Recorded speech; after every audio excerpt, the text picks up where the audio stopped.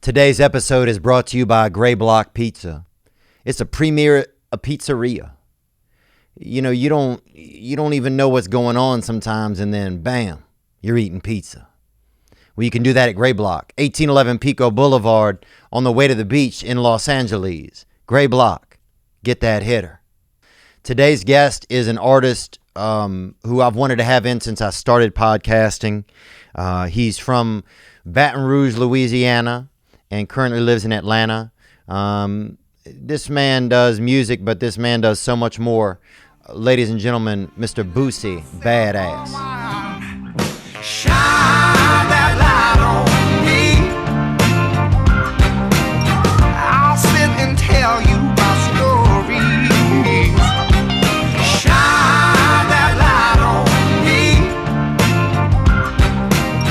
I'll sit and tell you my stories. Boosie, thanks for coming in, man. Right. Yeah. How long you in LA for? A couple of days. I got to get back for my daughter's birthday, but I'm coming right back, man. Yeah? Yeah. And when you come out here, are you shooting a film right now? What are you doing out here? Right now I'm just really hustling. I'm meeting with people about films. I'm doing videos. It's the corona, so every week or two I'm picking states to go to and get money in and spread my wings. So these next 2 weeks gonna be LA, California, the whole Northern California and Southern California. Yeah. And because I feel like you work harder than anybody, man. Right. Every time I turn on your Instagram, you're like, it's going down tonight, Club Percocet, Club Whisper, somewhere. Right. Somewhere. Where does that work ethic come from? It comes from hustling. It comes from not having and hustling. See, most of the people who's successful in the game or who got successful long term, they was hustlers in the street first. A lot of them, Do you think your hustle changed? Obviously you were younger before you got incarcerated. Do you think your hustle changed? It's smarting. It's smart. I always was a hustler like a dog hustler, run myself to death. I was 22 with living cars, mansion, things like that. So prison made me smarter. It made me smarter as far as music. Right. As far as other business opportunities, I read music books, and I always had hustle though. So it just went together, But prison helped my hustle. Do you think if you hadn't have gone to prison, do you think there's a better chance that you might not have lived as were you going at a fast rate of life? Yeah. Because you guys had it all. I remember, I grew up in Louisiana. You guys had it all. You guys were right. You guys were kings. And you're a king now, but you guys. Yeah. Because that's fast for a young man. That's a fast life. Yeah, it came fast, but it didn't seem like it. It seemed like it to other people. But I had been in the game so long, when I got my break and peaked, I just peaked. I was everywhere, but it's just a blessing, man. It's just a blessing to be where I'm from and, to jump out like I jumped out. And now, Baton Rouge, and as far as rap, we're a hub. Yeah. Yeah. When you were in prison, because you were in Angola, right? Right. Did you ever get to go to the rodeo there? Yeah, I went to the rodeo. Did you really? Yeah, I went to the rodeo. I went to the rodeo my last year there. I went to the rodeo. They went crazy. Really? Did they let you perform or anything like that? Nah, they ain't let me perform. They just really, I think, got the crowd out there, knowing Boosie was going to be out there. So I had got real cool with the warden.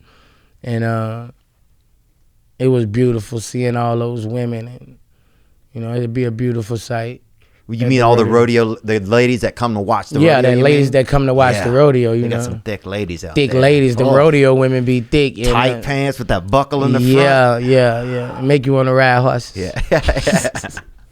Would you stay and watch the events? Yeah, hell yeah. That's what, you got to go get, make the inmates go get the shit funny. They make the inmates go get the thing off the top of the wildest bull. And you might win $500 to $1,000. So You know, inmates who don't have shit, they going up there and they don't give a damn what that bull do to him. That was one of my favorite things when they grabbed a bull thing off the head. Like capture the flag, kind of. Yeah. Did you ever get out there or no? Hell no. I enjoy watching it though. Did they have bull riding too, or was it just kind of like this sort of thing? Yeah, they have bull riding. Yeah. To where whoever stay on the longest win. Yeah. Yeah, they got all that. Yeah, we had a young guy in here who's like the world champion of bull riders. Oh, okay. And just seeing his body type, he's like his body kind of bends right in the middle. Some people longer up top or longer legs, but his body bends right in the middle. He's kind of perfect size for the way he rides on the bull. Is there anything that you miss about being in jail? Yeah. I miss C Murder, man. You know, I miss. Because all of his appeals are up now too. Yeah, but God is powerful, man. You never know how this gonna work. Yeah. They might free the evidence they've been finding. He should just be let go. Yeah, two of the guys I think I read, two of the people that testified against him took back their testimonies. Right. So it's a bad situation, but it's God working. And that's what I miss the most, just my friends in there, bro, that I wish could come home. You know, that's what I miss the most. You know, I don't, you know, I miss my friends. Yeah. That's what I miss, man. You know. Did you guys, was there times in there, I mean, obviously I've never been to jail, but I wouldn't mind maybe doing a couple months or something, but I don't want to do like a long time, you know, right. But was there ever time, is it kind of fun like being able to just be around your friends and stuff, or you spend a lot of time by yourself? It depends on if you're in protective custody or if you're in population. You know, most rappers go to PC. They stay in the cell their whole time in jail. Is that what you had? No, I don't do that. Oh, why you was with everybody? Yeah. You've always kind of been a man of the people, and no matter where you are. Yeah. Like you can't, you know, you drive you crazy in that cell. Yeah. You know, a lot of people just be afraid, but you know, if you're a rapper and if you can live on the streets, you can live in jail. If you can survive in the hood, you can survive in jail, because it's just the hood. It's all the same thing. It's just the hood. Right. So if you can survive in there, you can survive in penitentiary. And you know, I had a Sweden penitentiary, man. Really? Yeah. I had my last couple of years. My first 2.5 I was on death row. So I was in a cell, a one-man cell the whole time. So damn. The day I beat my murder charge, I was let off death row, and I had a choice whether to go to protective custody or to population, 150 people in the dorm. And you went in there? Yeah. Was it fun kind of once you got in there? Was it a relief from being by yourself? Yeah, it was sweet, man. You know, contact visits. Could you have women come visit? Yeah. Oh, wow. Yeah, man. Damn, I didn't know then that. The first time I went to visit, everybody went crazy in the child hall. So the warden, Burrell Kane, you know, he looked out for me, him and Bernard. They gave me my own visiting shed, 70-inch flat screen. Damn. My own movies, my own chef, my own picture camera. Damn. Man, you know, so visits was my everything, you know. So I was laid out, man. You know, I was laid out, and I appreciate it. They just told me stay out of trouble, and they would lay me out. Yeah, I remember when you came out, man. I was really excited. Actually, I've been a big fan for a long time, and I remember I put a tweet on because it was right before Easter, and I remember I put a tweet on Twitter, and it said, "Easter's come early, he has risen." That's what I put. Yeah. And how do you feel like social media? I feel like a lot of us were conditioned on social media. Like we got it as it was coming out. You know, we learned, like it became slowly a part of our lives. You kind of have this unique way about you on social media that is just, sometimes it's too real. Like it's so real. It's realer than, like a lot of people, everything is it's organized, it's planned. You know, they talk to somebody, do I do this? What do I do? But you fucking live, you come from like a different place with it. Like it's such a real slice of what your life is like.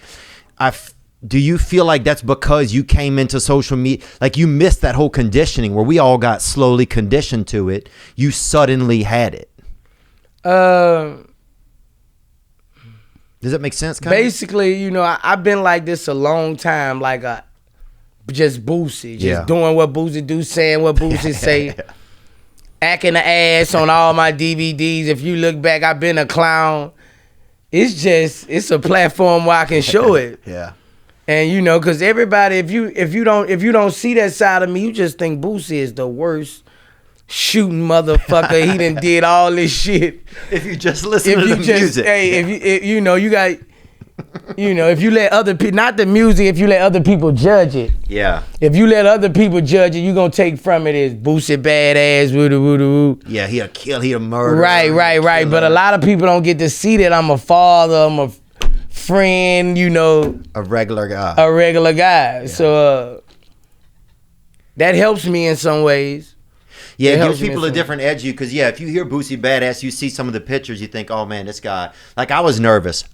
Big Baby was in here and he said, "Oh, Boosie, a gangster." You know, and he's a real gangster. Like, Is he really? Like he's a real gangster. And that's the thing that people don't realize about Boosie. Like, That's what he said, and I was like, huh? He's like, yeah, Boosie is one of the last gangsters. Yeah. But if you look through all history, Yeah. every gangster had a personality. Yeah. From all the gangsters, the biggest gangsters, Al Capone. Al Capone, every gangster had a personality. It just came out with around the people he loved. Yeah. You know what I'm saying? And that's just basically it with me. Like when you see me on the interview, like I'm myself. Right.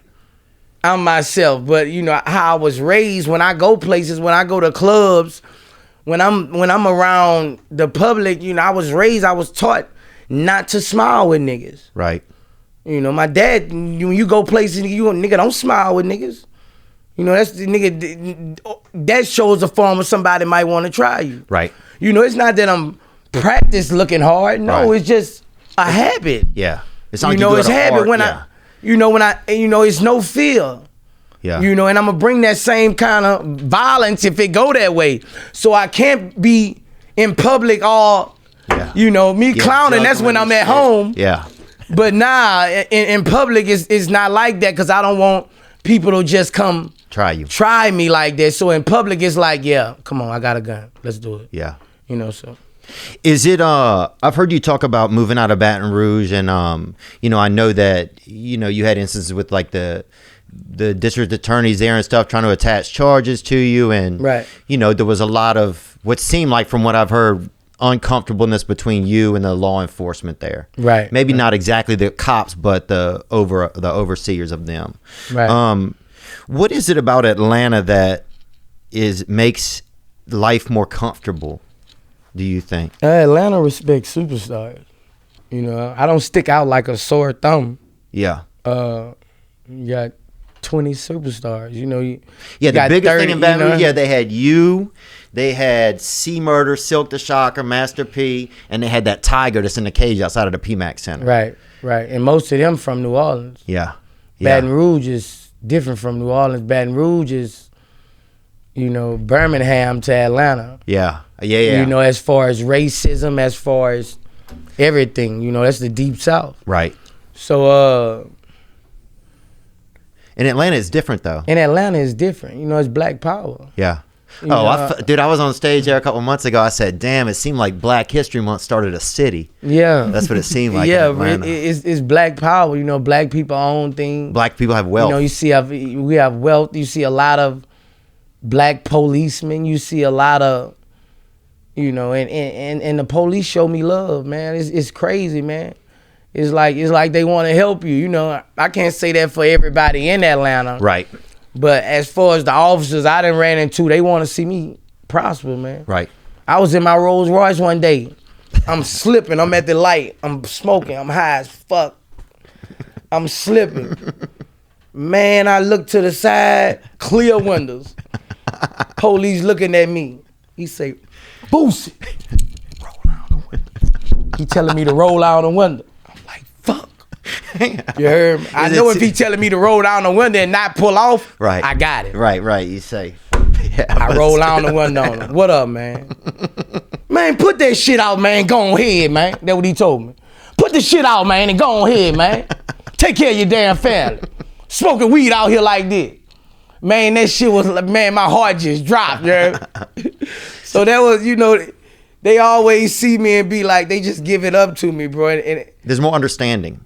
they understand, bro. They understand that, you know, I didn't come to this city to be a problem. They Right. understand that I'm a businessman. Right. You know, And wealth too changes things, man. I noticed even just growing up in, like, we would go to Atlanta sometimes to see the Sugar Bowl or to visit an aunt that I had that lived there. Occasionally we would drive up to Atlanta, and it's for me, just as a, you know, I mean, just a regular white person pretty much, but it was the first city that I saw that had like black wealth in it, you know? Like in like I'm talking a lot of money. Like a car would pull up to a place and you'd be like, damn, and black people would get out. You'd be like, what the fuck? Yeah. You know, it was different. It was something that, you know, I grew up in a small town. It was black, half white, and we didn't have any wealth by us, but you had just never seen that before. Yeah. You know, like when I was growing up, the only wealthy black Americans that I knew were like Dallas Cowboys. You know what I'm saying? Like there was a couple people, but you didn't see it. You never saw it in your face, I don't feel like, until Atlanta. right. They're right. They set a stage for a lot of shit. Cause when I went down there and I'm a season ticket holder, a couple I know you seats. are. So you know, I've been going to NBA games a minute, and it's the first time I saw, you know, with a AAA floor seats, you know, 70% black, you know, and that made me smile, you know. Yeah. You know, black women, you know, successful, you know, and we in these big boy seats, and that's a change of culture. Yeah. You know, it's not like that in Louisiana. You know, it's not like yet. that. You know, it's not gonna like take a that while. in other places. Is, you know, the stuff I see with the black people out here, it makes me proud. Yeah. Proud to be black. Yeah. Yeah. Yeah, I can imagine it's totally different. I mean, I'll just have my own perspective, but there is something it's exciting to see when you see, oh, if this culture has money, they can have a comfortable existence. Right. And I don't mean that of any judgment. I just mean, you know what I'm talking about. I feel what you're saying, but I feel what you're saying, and they got a ghetto everywhere. Slums everywhere. Yeah. It's just when more people show value and wealth, it makes other people want wealth, and that cuts out the bullshit. Right. You know what I'm saying? You mean like it inspires younger people? It inspires people. Yeah. Because everybody has a role model. Yeah. And the role model is the ones with the most money. So you know, it's more role models. Oh yeah, I think It's like definitely more role models in Atlanta than a lot of places, you know. yeah, especially for black kids, you know. I mean, just because like even if you think like, you know, when I was growing up, just like you would see people would come to the school and they would say, okay, it's going to be career day at school. Somebody's dad is going to talk about their career. Right. And it was always usually like if it was a doctor, it was a white doctor. You know what I'm saying? Like if it was. Right. But now, I think especially in places like Atlanta, you have that it's different. Yeah. You know, like people come and it's all types of people come and have a career. And that gives a kid sitting there like, oh, I can have this. Right. It gives them a different aspiration. What do you see like going on out here today, man? This shit is wild, you know. Do you see a difference between the protesters and the people looting, or do you? I think it's all well deserved. I mean, you know, it's been going on way before these people who everybody flashing who's the black people who done got murdered. Yeah. It's just they got caught with the cameras, the camera phones. Adds a lot to it.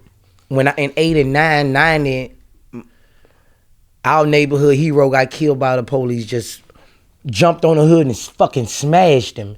It been going on. It's just now we got them. Right. As soon as something happened, they out. Right. So we got them. If they didn't have those cameras, he would be dead. Glenn Floyd would. Right. If they didn't have those phones, that blessed us. Now they see what they've been doing for 20, 25 years. And do you think so? A lot of the anger, you think it's built up from people that have seen? I've seen other people be killed that you never hear their name again, and so a lot of that anger just builds up. Yeah, I think it been built up over the years. Yeah. And we at a time right now where everybody pissed off. This was the wrong time for Yeah. that. Yeah. You know, people out from their jobs, people at home. Yeah. Okay. Tired of being at home. People too. tired of being People at doing home. TikToks. People tired of being at home. You know, our president's crazy. Yeah. You know, it's just, you know, it wasn't the time for this. Yeah. Especially for black people. Yeah. You know, we've been kicked. You know, I'm finna post something on Instagram in 2 days. I've been holding it. Yeah. But I'm talking to Trump. I'm talking to everybody. You know, black people should be paid like the Indians. Our race been through more shit than anybody. Why hasn't no fucking president say, why are the black America, why are they not compensated? You know, why haven't our wealth been taken from us? We was hanged. Our wealth was stolen from us, millions. Our kids are dying today. Black families should be compensated. Why no motherfucking president never said that, even Obama? Yeah. I don't get it. Yeah. I don't get it. The Indians, the damn Indians. I know, bro. The Indians deserve for the blacks. That's Everybody true. must be blind. That's true. I won't know why a motherfucking promoter, not a promoter, I'm thinking about my bag. I won't know why all these people who interview the presidents, all these people be behind these damn cameras. Why y'all never ask? Mr. Trump, do you feel the blacks should be compensated for what they've been through in their life? I don't know why no president never asked that. Yeah. We've been fucked over, man. We've been fucked over. Kicked in the ass. Hanged. Oh, made to also do plays and stuff they didn't want to do. Remember that? Bro, it's bad, bro. Like, the blacks done been through it more than anybody, bro. Any race will tell you that. Nobody has been done like the blacks. We deserve to be compensated every motherfucking month. Yeah. Every motherfucking month, black families should be compensated. So do you even know what an amount like that would look like? I don't know. But if you got trillions for wars, you got trillions for us. Yeah. We don't make up that much of the population. Yeah. We don't make over half of it. You got money for us if you got money for wars. They shred money up and throw that shit away every year. You can give it to us blacks who've been down and kicked and hanged. How hard? He did say hanged a lot too, but I feel you though. Yeah, because that was a hanging. Yeah. Yeah. When you hang somebody, you put something on their neck and you cut off their oxygen till there's no life left. That was a modern day hanging. Yeah. You put something on somebody's neck and you squeeze it. I got this in a post. I'm posted on it. That was a hanging. When you hang somebody, you put something on their neck until there's no response. Yeah. It was no response for 2 minutes. That's an extra hanging. After they hang and they do this, boom, they'll take them off. You let him hang for 2 extra minutes. That was a modern day lynching. He should get the death penalty. Yeah. Do they have the death penalty, I wonder, in that state? 3rd degree murder, that ain't shit. He won't do 5 years, you know. What's the top degree you can get? First degree. And what is manslaughter? Manslaughter is, in some states it carry 5 years, in some states it carry 20, in some states, and that shit don't carry nothing. That's probation. You get probation. Damn. That shit is, if your first, then he a police officer. Yeah. Like, you know, like, and then they wouldn't gonna even arrest the other police Other officers. guys too, yeah. That's crazy. If like that girl say, if 4 black people go kill somebody, and all of them in the car, all of them get that murder charge. Yep. You know, I don't care if one shot, I don't care if one, all of them get that murder charge. Yeah, for there to be Even if they was in the car, you know, not on camera. Yeah. They're on camera. Right. You know, so it shows racism also. Right. It shows racism towards cops. That's why I don't feel sorry that they burning this motherfucker down. I think they actually need to burn this bitch down till we get our compensation. Yeah. That'd be nice. Every family in black, we burn this bitch down today, we get compensation. Hey, fuck it. That'd be worth it. Like I say about $5,000 a month to every family. Yeah. Do you feel like one of the biggest things that plagues the black community is just not having the finances? I don't know, man. I think we need to build our own economy. That's why I think we at a move right now with the rise and shit. We can build our own economy. We need to get the billionaires together. Yeah, y'all should own more of your shit.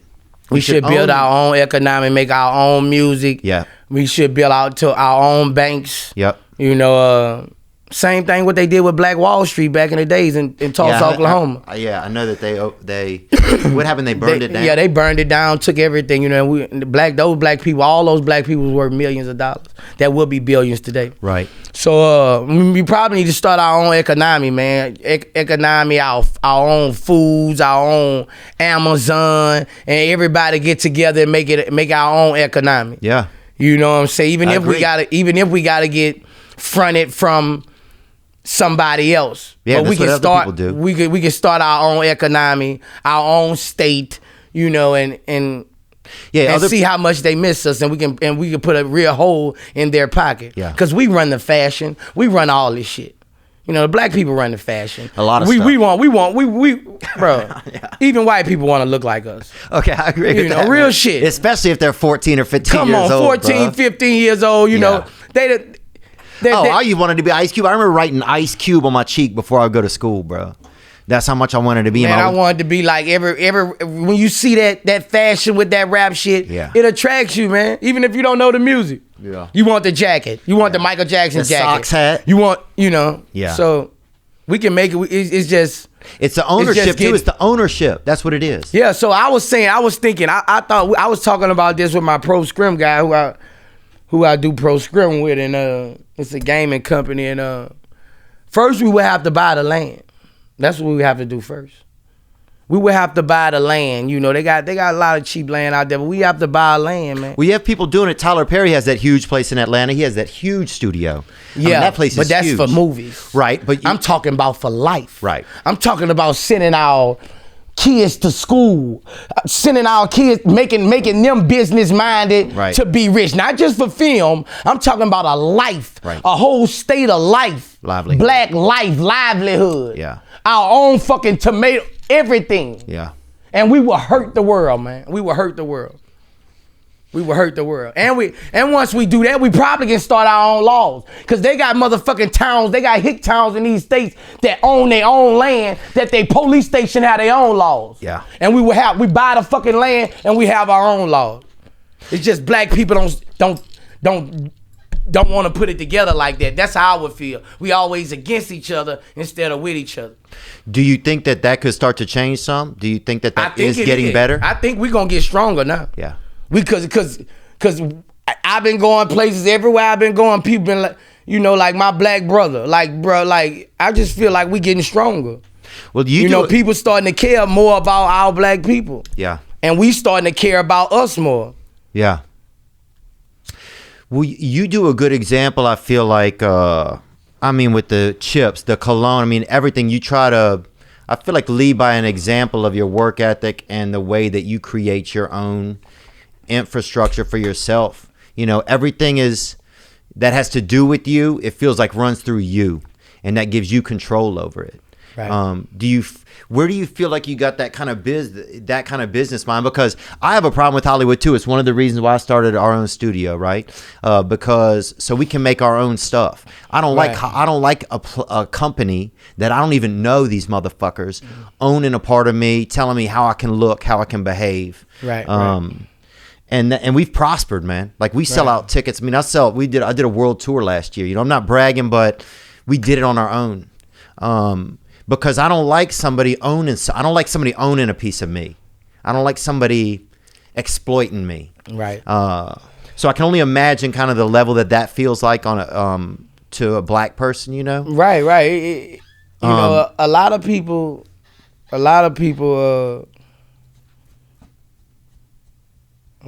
look at my hustle and they value it,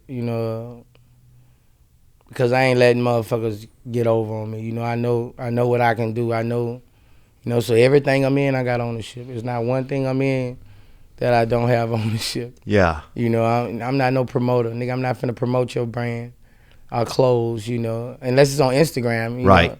But that's different. That's a business. That's a business. I get paid for that too. But I gotta have ownership because, once you sell it, I get nothing. You might want to sell it today and I get nothing. So I gotta have ownership. Yeah. That's just how I am, and I'm in a position to do that. I get money. I drop a CD every month. I album every month, and I'm independent. Yeah. So I don't gotta take a couple crumbs from nobody because I'm already self-made. Right. Yeah, it's nice, isn't it? Yeah, it feels good when your check's coming to you. Yeah. And nobody else have to pay you. Do you feel sometimes, because this is a side effect of the way I operate, I do feel sometimes I feel left out by the mainstream. Do you ever feel that? Yeah, always. They've always tried to put me out of the mainstream. Boosie made it to the mainstream because Boosie made it to the mainstream. You know, I came out, I was 14, 15 years old, 98. I didn't get on BET to 04, 03, 04. So, now though, I'm talking now. I mean, I feel like you've taken on a whole different, you're a business you gotta understand, now. You gotta understand the way I've came home and turned into an entrepreneur in 5-6 different things. People in higher places don't want me on side of them. I'm a threat to motherfuckers. I gotta help myself.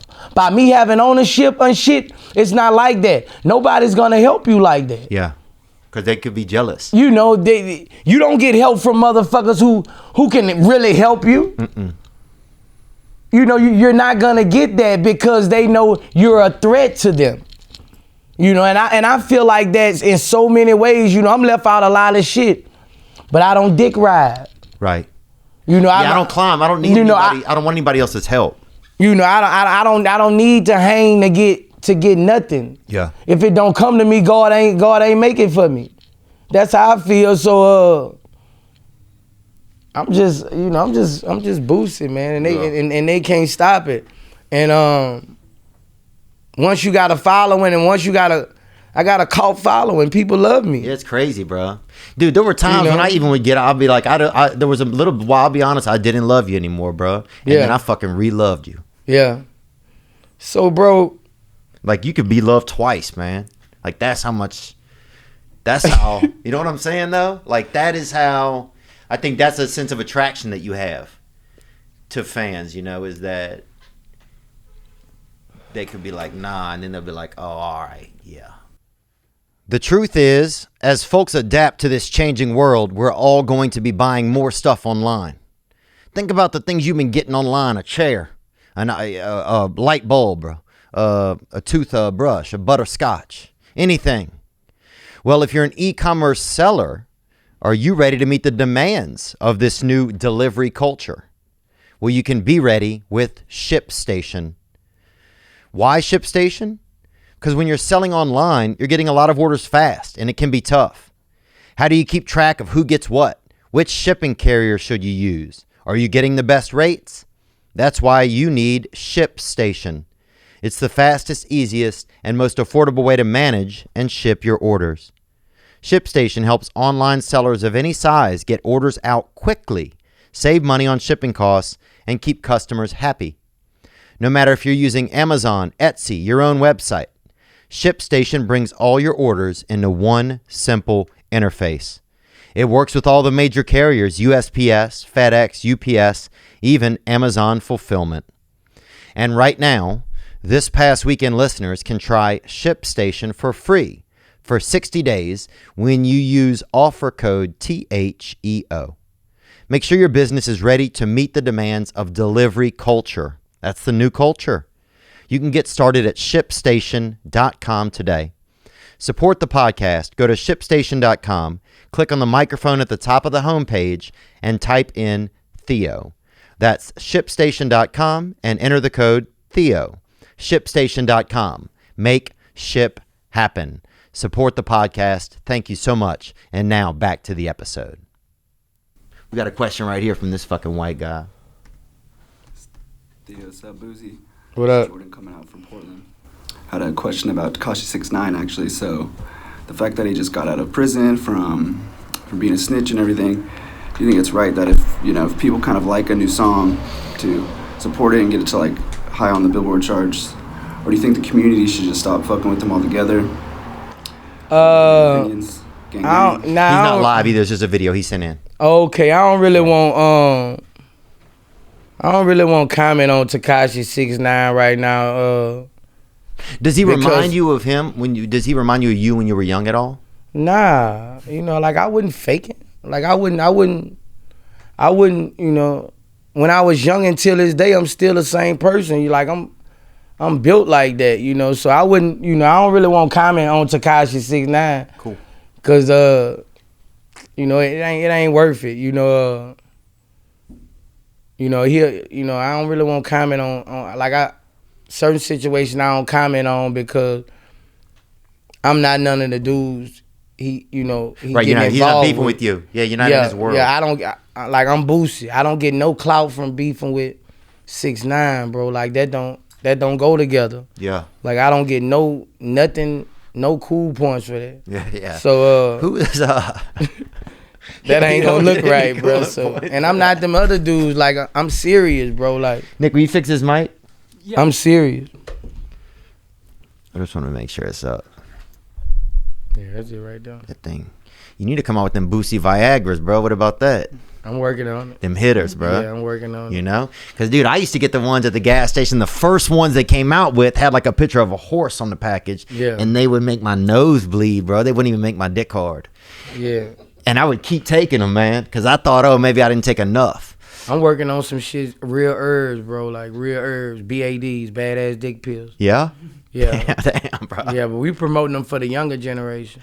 Yeah, You know, that's I'm promoting them for the rappers having 3 bitches a night and Yeah. gotta get back to their bitch trying to get up. Oh. So I'm promoting for, you know, For the traveling man. for yeah. the traveling man, you know. Yeah, you know what I'm talking about, the casino man. Yeah. You know. Dude, I think, man, I never, actually, I hooked up with one black girl one time, but I've always been a lot of the black women, it seem like they fuck back if you try to fuck them, you know? Right. Like sometimes if you fucking them, it seems like you're fucking them, but sometimes they fuck back a little, you know? Do you think that? Like they seem like more, I don't know what I'm trying to say. So you saying white women are more missionary, like It's a little more docile. Like I feel like, yeah, it's more like you petting something, you know? Whereas I guess my concern, not concern, but if I'm having sex with a black girl, then I feel like, damn, it's more like wrestling. Like more like she's gonna really fuck me, you know? black girl like to ride that dick. Damn, bro. Oof.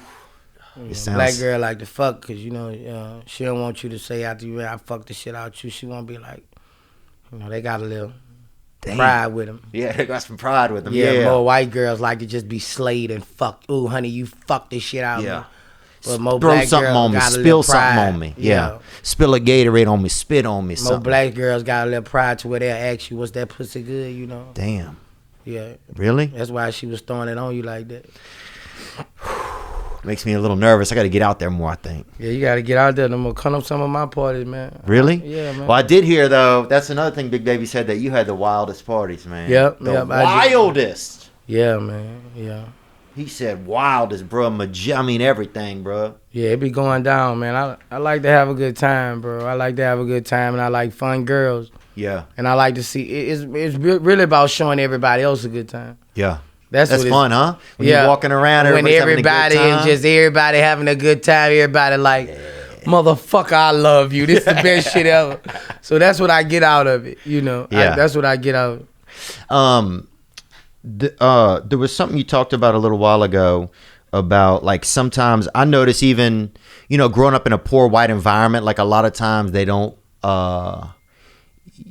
you know, you feel like you don't exist sometimes, you know, because there's a lot. I feel like that and I didn't grow up in like a redneck place, you know. I didn't grow up in like my mother was an educated woman, you know, like she's a hard worker, but we weren't like country, you know, like we weren't like rebel flags or like you know, fish and that. We're just kind of regular people, you know. Right. And sometimes it feels like when you're in a community in a poor environment, that the hardest thing about the environment is the environment itself. Right. You know, it's your neighbors. Even though if they are your friends, people don't want to see you leave. People don't want to see you change. What do you think some of the tougher things in a black environment that make it the toughest to to leave it, you know, to get out of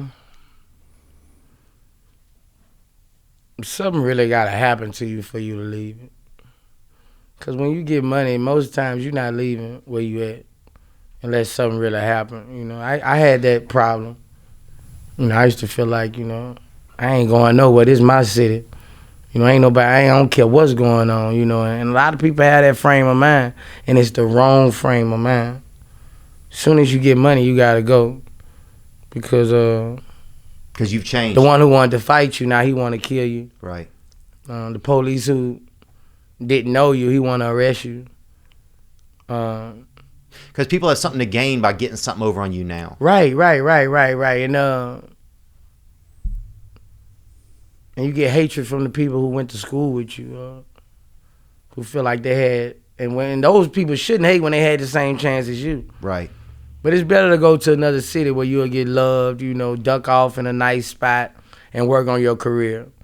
Because I said over many times that most people get killed in their own city. And it's just sad, you know, it's a dangerous job as a rapper. Is it? I feel like we got the most dangerous job in the world. Yeah, because nobody want to kill a comedian. You know, nobody want to kill a comedian. Nobody thinking I'm going to gun this motherfucker Nobody down. Yeah. If he don't hit this punchline, I'm taking a sword to this motherfucker. You know, nobody want to kill a hockey player. Yeah.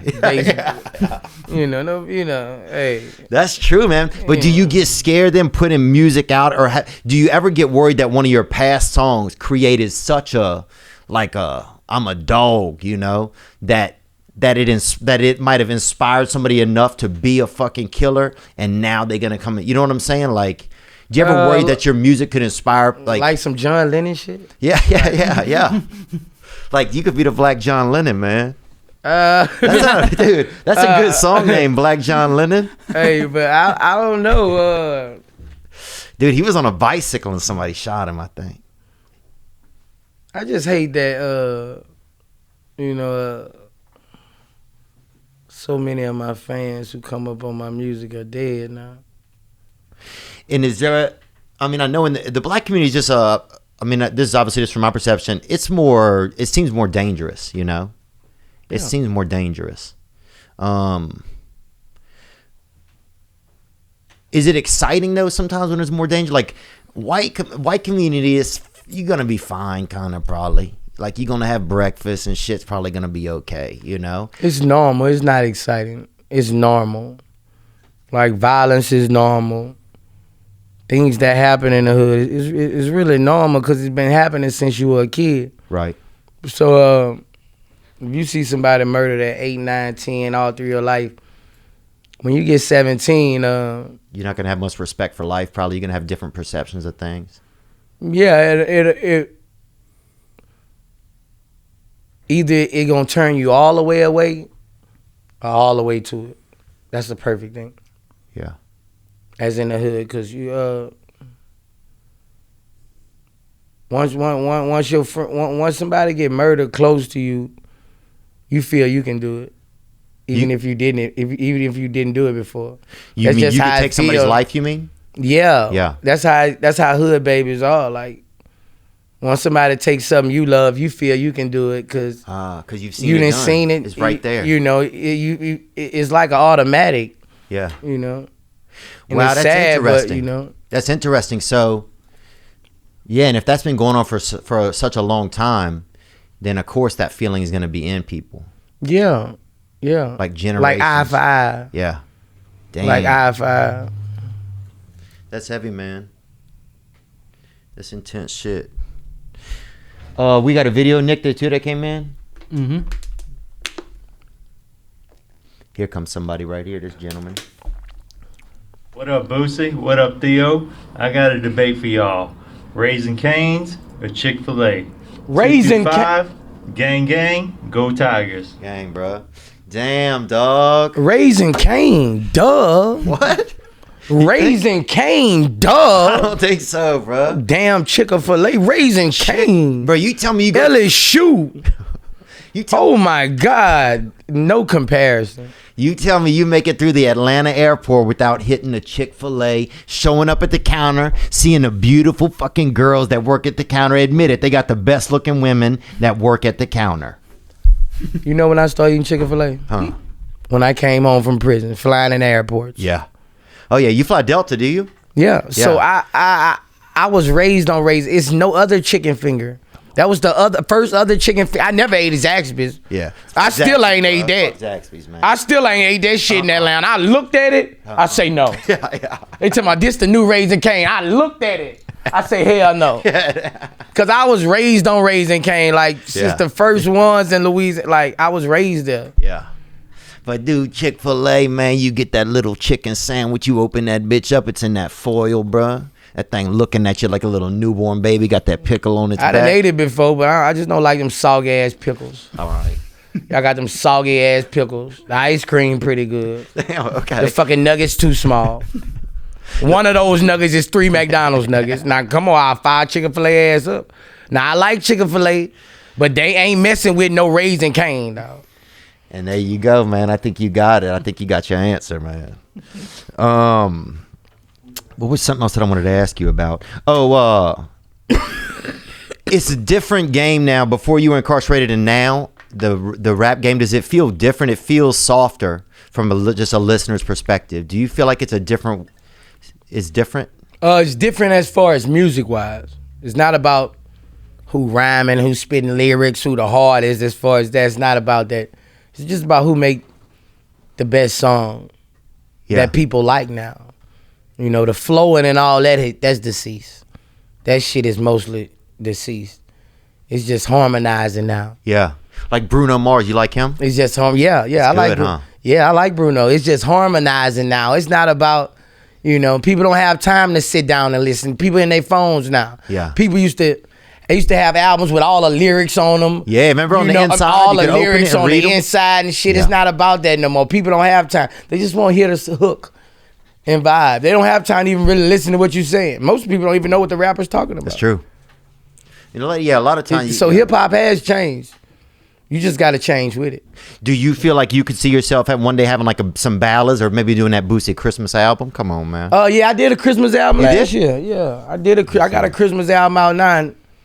It's crazy. Is it? Yeah. It's crazy. So, music is power. Music is what crossed over racism. Yeah. People be talking about sports and all this shit. Music is you can't live. Some people can't live without music. Yeah. Music crossed over white people accepting black people. Music. Yeah. Sammy Davis Jr., James Brown, Yeah. Marvin Gaye. And Elvis, but the guy that wrote Elvis Presley's songs, I'm not sure who he was, but some guys out of Memphis, I think, that wrote some of his early hits. Sid Tepper. What's his name? Sid Tepper. Sid Tepper. Do you think that, but you can see yourself having a ballad album one day, you get a little bit older, you know what I'm saying? Yeah, I could do it now. But I'm talking weight, though. Yeah. Yeah, I can see it. Music is fun to me. Is it? It's fun to me. I like to do it, I like to do it. I like to do it. I like to show my greatness with music. I'm just on the independent level now. Do you feel like, I work as a comedian. I've had it's been a long road. It's been like 17 years maybe working, and the past 3 years have started to be good. I've started to reap like earnings from my work, and sometimes I wonder if it's really something that I did, or do I think that I just was given a gift? You know what I'm saying? Do you ever feel like that? Do you feel like you're a chosen one? Do you ever feel that about yourself? Do you ever think? Everybody is chosen ones. God make people to be the chosen ones. To do certain things. Yeah, some people you pick to be a boss, you pick to be an underboss. God pick you for these things. Yeah. Everybody not made to be the man. You was picked. God gave you these gifts so you can, you were picked. Simple as that. You had other people who probably had way more talent than you but died on the way. Yeah. You were picked. Do you, if there was something else, you ever look at another job, and it could be any type of job, a small job, a big job, a quiet job, a loud job. Do you ever look at another job and think, oh man, that's something you feel inside you like, oh, that's something that I would have liked to do. Besides what I'm doing now? Even if it wasn't a great whatever job. I would have did, I would have ran it. Yeah. My mom always told me this. Did she really? I've been running my clique since 3-4 years old. I've been the leader of my clique in every clique since the playground. Since the beginning, yeah. Since whatever I would have did, you were a leader. I would have led. Yeah. And that anybody can tell you in my project, I've been the leader since birth. Like, so whatever I would have did, I don't know what it was. You know, if I would have played basketball, I would have been a point guard. Right. You know, if I would have been a CEO at a corporation. Yeah. You know, that's how I feel because I know how to bring people together. Right. And I know how to make people make money too. Yeah. Who was big when I was in college? Taurus Bright was big. Do you remember him? Yeah, Taurus Bright scored 70-something points. Yeah. Him and Chris Duhon. Yeah. Played against each other at Salmon and Slidell. Oh, I would have liked to see that. It was the biggest thing in the state, man. I would have liked to see that, dog. It was the biggest thing. And Yeah. Taurus was the nicest guy, too, man. I used to see him in New Orleans sometimes. He worked at the Sheraton for a while, too. Oh, okay. After basketball. Oh, okay. You watch LSU basketball? Nah, yeah, I watch it now. My nephew played for LSU. Really? Yeah, Javante Smart. Oh, really? Yeah. That's your nephew? Yeah. Oh, yeah, with them short-ass shorts? Yeah. Yeah, man, he's good, bro. Yeah. I thought he did better the year before. I think he'll get back to doing good Yeah, again. I think, then he working hard right now. Yeah, we finna get him now. Yeah. You know, he just had this shit with the NCAA and all that shit. Oh, yeah, that's right. Him and Coach Wade both had it. Yeah. Tremont Waters was great, though, wasn't he? You know what I'm talking about, the little point guard? The light skin. Yeah. Yeah. And he plays in Maine now. He plays on like a AAA team. But damn, he was good. Yeah. But I think last year they didn't use Javante correctly, really. I think they had him playing, I don't know if the year before, sometimes they had him bringing the ball up sometimes. I like it better when he... On the wing? Yes. I feel like his skill set was better. Yeah. I think he's still going to have some good seasons, though. Oh, that's crazy, man. I didn't know that was your cousin. Yeah. I just want to correct the guy who wrote for Elvis Presley that was black was Otis Blackwell. Sid Tepper was a white guy. I just wanted to correct that. Otis Blackwell. I always felt like that black people didn't get scared. Like, I've always felt like when I was young, like felt like sometimes I would get scared and my black friends would not get scared. Like they just didn't have like the same, they didn't feel fear or something the same way that white people did. Does that make any sense to you, do you think? Right, because this is a different upbringing. It's a different upbringing, you know. Most times it's a different upbringing than y'all household. You know, our whoopings are different. Right. You know, right. So if you get beat by your daddy, you know, your mom beat your ass with a switch. Our moms beat our ass, so fighting you, that's not shit. Right. You know, we feel our mothers and fathers more than anything in the streets. That's Right. fun. Yeah. You know, like. Yeah, that would be a thing, man. I would feel like if I got in a fight with a black kid, I'd be like, damn, I'm scared and he's about to fucking have fun. And that was a scary feeling, you know? Yeah, because it's like that. You know, we go out there to do that shit. So, it's different, man. It's different. Do you feel like music, like a lot of music has violence in it, you know? It has Right.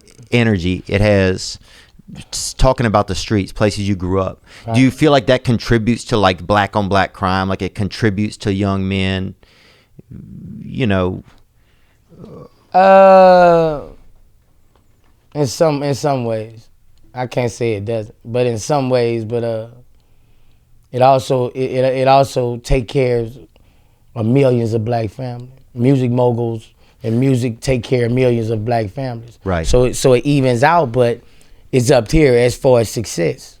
It's a way for us to tell our story. Right. Now we make the money that only the country singers told their stories on the porch. Now we tell our stories on the porch. Yeah. They're just different. Right. And we can't blame us for telling our stories because we was put in these situations. Right. You know, this country put us in these situations. So, you know, music made us an opportunity to get money Right. and get rich and get respected. Yeah. So us talking our life ain't no different than a country singer talking about what's going on the porch. Somebody breaking somebody's heart, drinking a beer, Right. woo-de-woo. That motherfucker fucked my cousin. You know what I'm saying? It's just, he fucked this cousin, he got shot. Yeah. So it's just just a couple exclamation points on it. That's how I look at it. Shit. He got shot. What was something from when you were young that you missed, like just being a kid? What was something that you missed? Because I hate getting older, man. I hate it, bro. I hate it, man.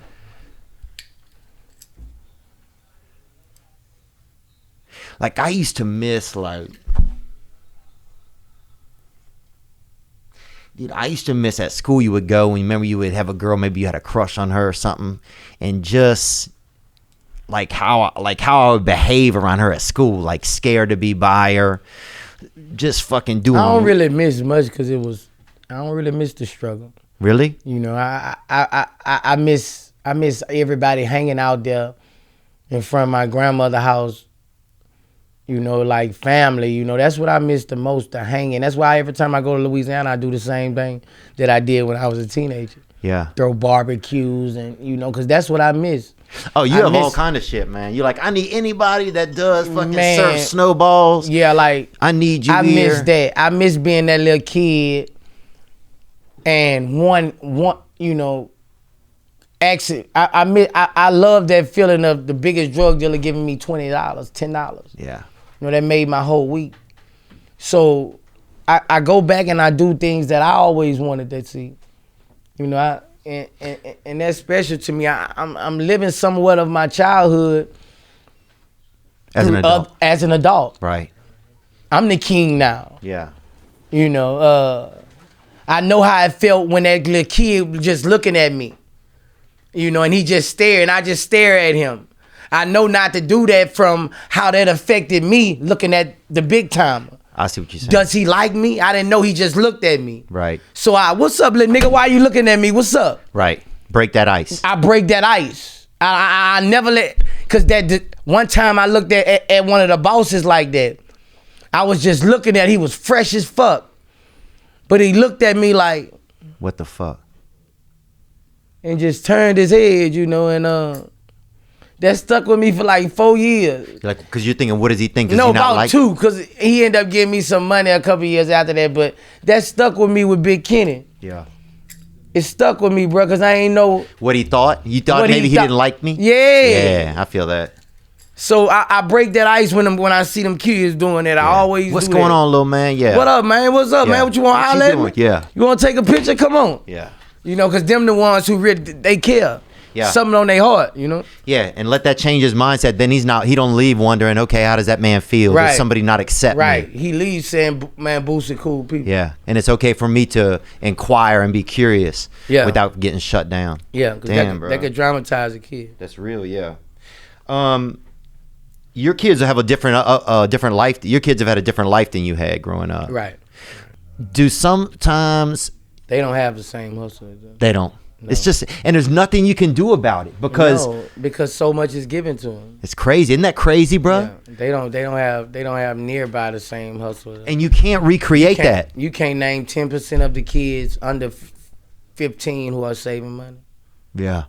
You can't name them, bro. Because it's different. It's different. You can't name kids you can't name too many. People. Everything is right here in their hand. Yeah. They don't have to go for nothing. They want to know if a girl like them. It's right there. They want to find out about a job. They want to ask something. It's for right something. there. It's different. And I feel like that disable kids, disable a lot of athletes in the world also, because a lot of kids don't want to go out and play. They just want to sit right here. Well, they got that playing Fortnite. If you was raised in the 80s and 90s, you had to be outside. Yeah. Your fun had to come from outside. Yeah, you had to make it. You had to make it. Yeah. Now it's all right here. Now everything is all right here. They look like creatures almost when they get locked in. Right. You didn't have to go really study the spelling test and all. You just pull it up. Yeah. And isn't it interesting though how you can't recreate that for them? You can't. It's like, it's weird. Once you get a generation of wealth, it's there's something that it does negatively to the next generation. Yes. Isn't that crazy, bro? Yes, that's crazy. I was just watching that on a show on American Greed. What happened to was some shit just like that because we give it to them, but we didn't. That's what happened with my couple of my kids. I gave it to them, so $2,000-$3,000 is not a lot of money to them. Right. They blow through that shit. That's crazy. You know, so I'm raising my other generation of kids, my 9, 10, 11-year-old. Every day I go to work. Every day I'm in Atlanta, I go to work, they gotta get up and go to work with me. If we shooting videos, they gotta have the props, they gotta be working. Right. If this is every day. If they gotta check in at my door at 7:30. Yeah. This set, I'm gonna make them work for everything. Right. I pay them $150 a day when they go work with me. Nice. I told them, you stay with your daddy this summer, that's $17,000 down there a piece for you. And this is instilled in their head now. That's how you make money, you work. That's how you make money, you work. Right. So when they get 16, it's gonna be like a sin to ask me for money. Yeah. They gonna be so on stack, and once you get to seeing those bands stack, my boys fell in love with it. My boys, they say, Daddy, I made $1,200 in 8 days. I done made 12. You know, it's exciting. It's exciting, but if we just give it to them, they would never know the worth. It's crazy though, isn't it crazy? Because you would think though, you would think they would have the same as you. It doesn't carry. It doesn't. It's really interesting, man. Yeah, because my brother and I, when we were growing up, we didn't have anything, but now my brother's worked really hard in Baton Rouge. He has a tree cutting company, and now he has kids. They have a different life, you know. And as part of it, it's exciting. You think you would have had that if y'all would have had rich parents? No, I wouldn't be the same person. I would never been a comedian. Because I had to be a comedian to defend myself. The only thing I had when I was young was my words, you know. Like I couldn't have, we didn't have the extra stuff. But words were mine. You couldn't, words I had. They came from me. Right. Like anybody could have something else. You could have the Reebok pumps, whatever. You could have all the shit, but my words were mine, you know. And so when it came to humor or words, then I said, oh, this is my weapon. Because nobody can control if I have this or not. I wake up with my words every day. Right. So that's why I think I got into doing stand-up, because, I can do this. No, everybody has this, but if I master it, then it's like, I don't know, it's me showing them. I'm going to show them, you know, even if I didn't have some of the same things. Look, I'm going to make the most of what I do have, you know, my words. Right. I just wish it would just carry on. I know, man, it's crazy. But, it doesn't. And it's almost sad to see it not carry on. Because they're like, watching you. Yeah. But they right. Well, it's, yeah. Yeah, so it's like, are you the bad influence? It's weird. It's weird. Like, it's weird, man. Like, do they see how hard I'm working for this shit? Like, you know. Yeah, I don't know. It's funny. It's interesting to see if they recognize. Yeah, that's it. You watch UFC or no? Nah. But I'm finna start my own. You gotta start watching. I'm finna start my own backyard cross the track fights. Get the fuck out of here! Yeah, really? Yeah. I'm just going through the lawyers right now. We'll put Mick in one, man. It's going through the lawyers right now, bro. I got my logo together. Yeah. It's going through the lawyers right now. Every place got to cross the track. So we're going to be setting up our train tracks. I just got the steel gate. Wow. I got the steel gate. Got all my paperwork together. And I'm going to do 5 fights in each city. $1,250 a piece. Yeah.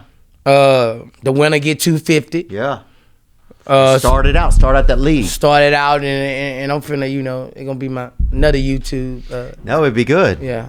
What about? Then it's gonna be funny because I'm gonna be the commentator, Joe Rogan. I'm the commentator. Yeah. So I'm gonna be like, going off. This motherfucker over here. Yeah. And how mine is, you gotta get dropped 5 times. Oh damn, bro. A TKO is 5 times. Damn, bro. The only way the fight can stop is 5 rounds.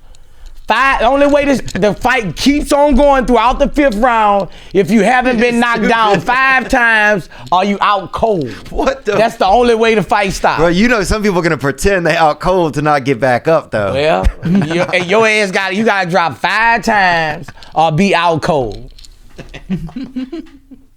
We gonna kill it, bro. Cross the track, street bros. I like it, man. Hell yeah. Yo, we'll fucking put White Nick into one, man. I'm ready. I'm ready, man. Mike, you know you need 1250 shit. Yeah, dude. 1250, that's nice to kick somebody ass. Oh man, I'll go out there. Now, what if you lose? What do you get? 50? You get 250. Oh, for To losing? 50, yeah, $1,500 bet. Damn. Yeah. Yeah, I'd even lose for 250, man. Yeah, man, get your ass whooped. Yeah, get your ass whooped. That's why I gotta be 5 times. Yeah, damn. Yeah, that's why we struck 5 times or your ass out cold. You gotta be out cold.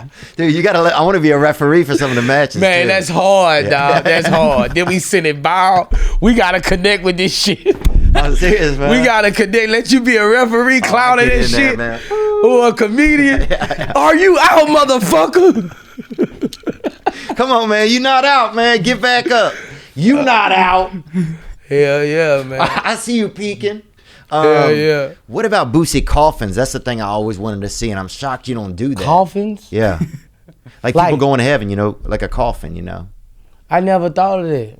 Because I feel like you kind of you represent a little bit of like this. That's fucking spooky. Kind of thuggish elegance, I though. don't want no. I don't want nothing with coffins. Come on, man. Speakers in the inside, bro.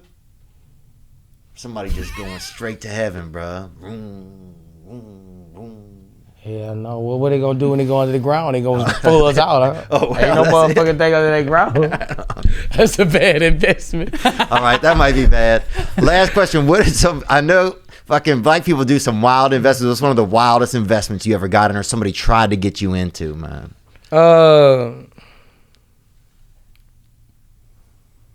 Something wild, bro. A child. Yeah, girl, Instagram model, she just was like, Boosie, you a good daddy. Let's just have a baby and we not gonna have no, like you can do whatever the fuck you want, but me and you will make a cute baby, like no strings attached, like I just want a baby with you. I was like. Did you get it? No. No. Because then she'll come for money probably. It was just too much. Yeah. Like we never even talked. Damn. Like I didn't comment on her Instagram. Like I never, like we had no, she just fucked me up. Like I want to have a child with you. Like I know you're going to take care of your baby. I know you don't give a fuck about what women do. I don't care. I was like, no. Damn. Hell no. Yeah, that's a bad investment. Bad investment. Yeah. I said no. I said no. I don't know what else I got, man. I really appreciate your time, man. I've just always been a fan, and I really admire your work ethic, man. There's times when I don't want to do my work, man, and I see you fucking, you got the red eye, you like, all right, you know, it's going down tonight, you know, Boosie Badazz, we gonna be there. You know, Covington, Kentucky, Scotland, South Carolina, wherever. Yeah. It just never ends, man. I like to find the things, and if you hustle, you can get them. You can get them. You know what I'm saying? Because I rapped on the corner for years for free. So when you tell me you got some money for me, it's hard for me to say no. Yeah, I agree with you. Same like here. I make a way. I gotta hear you out. Yeah. I'm gonna just say that. I'm gonna just say that. You know, like I'm gonna hear your ass out. I'm gonna just say that. Dude, what did anybody ever offer you money? Because Glenn, Vic Baby told me somebody paid him one time to hook up with his wife, right? Did you ever get any shit like that? I feel like that stuff wouldn't come your way though, really. Nah. People done gave me $4,000 for my hat. Right. I had a guy gave me like $3,500. Boosie, give me your hat, man. I got $3,500. Yeah, there you go. Yeah. Straight to the mall the next day. Sayonara, man. Got the same one, just had a little Boosie on it, but you know they got a lot of fans. You know, I've been off of my 6. You know. I've been offered my 6. I've been offered. You've been offered it? Yeah. Girl offered me $7,000. Damn. One girl paid me $7,000 to have sex with her. How long you have to have sex for? A certain amount of time or no? Well, this girl, this was back in this was before I went to prison. She paid me like $7,500 to come back to her mansion. And Damn. she had a big ass mansion in Arkansas. She paid me $7,500 to have sex with her and come to her mansion. Was the man in there too or no? Nah, she ain't had no man in there. She paid me to come to her shit. She was fucking with music too, so she had some money and she straight came to me after her concert looking like I got $7,500 for you to get in there, huh? Yeah. And I took it. I did it. Damn. I can't fuck real good. I can fuck okay, I feel like, if it's like around the holidays or something, you know? Yeah. But like on a regular time, like maybe around Christmas, that's when I really feel like. What, you getting the Christmas spirit? I get in the Christmas spirit, yeah, man. I'll do some real fucking around Christmas, but other than that, that's not my main thing, you know? I'm not really that hit, man. I send somebody else in the fuck, I'll come in at the end, you know? Yeah. I'm that kind of cleanup hitter, you know? Oh, yeah, you kind of freaking. I mean, I just... You the cleanup hitter, huh? I don't know, man. I think that might be all I got, man. All Damn, right. I never thought I'd run out of things to talk to Boosie about. Yeah, But thank you so much for being here, 100, man. 100, y'all be good. I gotta go. Give me some head. Got motherfucker in the car. She mad at me right now. I ain't even do shit. She mad at me. Damn, that's how it is. Don't worry, bro. I'm gonna put this dick all in her fucking ear tonight. Damn, bro. I'm gonna fuck her ass. Why? I'm gonna finger fuck her. Old Hey, school. bro, send me in at the end. You know what I'm saying? Look at him. Look at him. The end, man. The back end, man. On that hitter, bro. Now I'm just floating on the breeze, and I feel I'm falling like these leaves. I must be cornerstone. Oh, but when I reach that ground, I'll share this peace of mind I found. I can feel it in my bones, but it's gonna take a little time for me to set that parking brake and let myself unwind.